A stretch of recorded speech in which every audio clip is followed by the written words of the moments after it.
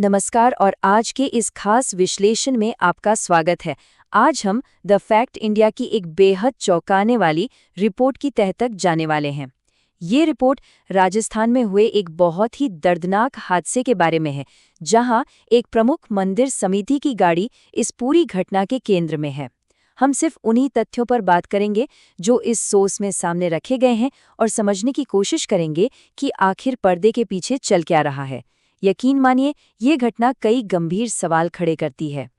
तो चलिए बिना वक्त बर्बाद किए देखते हैं कि आज हम किन किन पहलुओं पर बात करेंगे। सबसे पहले वो दर्दनाक टक्कर, फिर उस रसूखदार समिति की कार, उसके बाद मौके से हुए चौंकाने वाले खुलासे, रील वाली आस्था का असली चेहरा और अंत में सबसे बड़ा सवाल, जवाबदेही किसकी। आइए सबसे पहले नजर डालते हैं इस दर्दनाक टक्कर के असल तथ्यों पर। यहाँ ये नंबर 5 ये सिर्फ एक आंकड़ा नहीं है। रिपोर्ट के मुताबिक उस बेकाबू और तेज रफ्तार गाड़ी ने एक या दो नहीं बल्कि पूरे 5 बाइक सवार युवाओं को अपनी चपेट में ले लिया। द फैक्ट इंडिया का दावा है कि टक्कर इतनी भीषण थी कि उन युवाओं को सड़क पर घसीटा तक गया।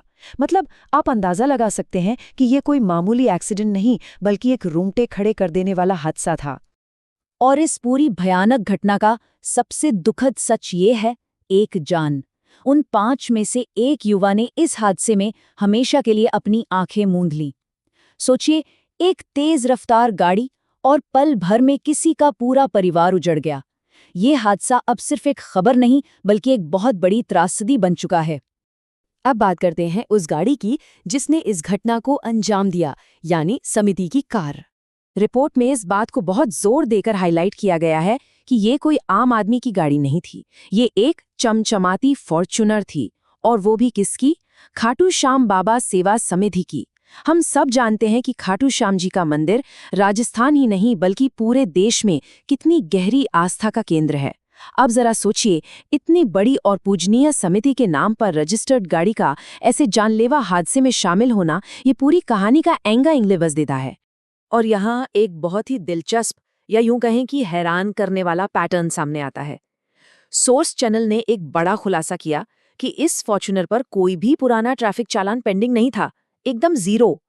अब रिपोर्ट ये इशारा करती है कि कहीं ऐसा तो नहीं कि समिति के रसूख और पहुंच की वजह से इस गाड़ी को ट्रैफिक नियमों से पूरी तरह छूट मिली हुई थी। एक तरह का संस्थागत वीआईपी ट्रीटमेंट, जिसके नशे में शायद नियमों की धज्जियां उड़ाई जा रही थीं। खैर, असली तस्वीर तो तब सामने आई जब उस गाड़ी के दरवाजे खुले। आइए देखते हैं वो चौंकाने वाले खुलासे। अब जरा ध्यान दीजिएगा, क्योंकि द फैक्ट इंडिया ने जो दावे किए हैं वो सच में विचलित करने वाले हैं। उनके मुताबिक कार चलाने वाले कोई और नहीं बल्कि मंदिर के ही युवा पुजारी थे। वो गाड़ी को अंधाधुंध स्पीड में दौड़ा रहे थे। और सबसे बड़ा झटका, जब एक्सीडेंट के बाद गाड़ी की तलाशी ली गई तो उसके अंदर शराब की बोतलें मिली। हाँ, आपने सही सुना, एक पवित्र मंदिर समिति की गाड़ी और उसमें शराब की बोतलें। सोर्स ने इस बात को अपनी रिपोर्ट में बहुत ही प्रमुखता से उठाया है। रिपोर्ट में एक और छोटी लेकिन बहुत गहरी बात बताई गई है। इतनी बड़ी लापरवाही और कथित तौर पर नशे में होने के बावजूद जब इन लोगों को वहां मौजूद पब्लिक ने पकड़ा तो वे फूट फूट कर रोने लगे। अब ये पकड़े जाने का डर था, पब्लिक के गुस्से की ये घबराहट थी, या अचानक अपनी गलती का एहसास, ये तो वही जाने। लेकिन ये पल अपने आप में बहुत कुछ बयां करता है। और यहीं से ये रिपोर्ट इस पूरे मामले को एक बड़े सामाजिक नजरिए से जोड़ती है। रील की आस्था बनाम असलियत।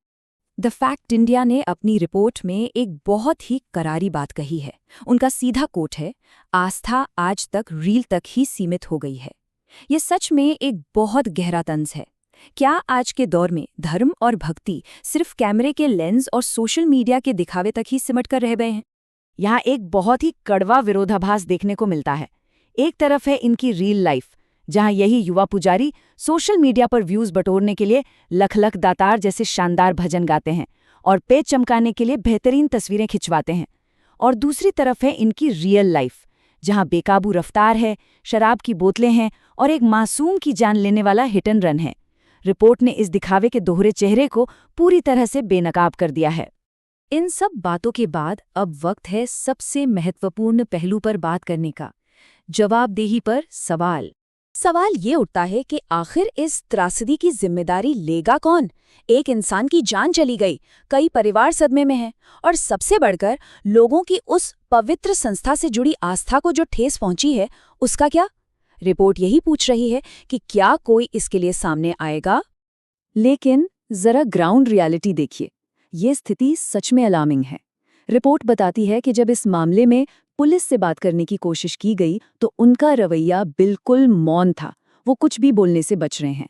और मंदिर समिति, उनका हाल भी कुछ अलग नहीं है, उनके पास कोई जवाब नहीं है और वो रिपोर्टर के कॉल्स तक इग्नोर कर रहे हैं। मतलब दोनों ही तरफ से छाई ये रहस्यमयी चुप्पी इस पूरे मामले को और भी ज्यादा संदिग्ध बना देती है।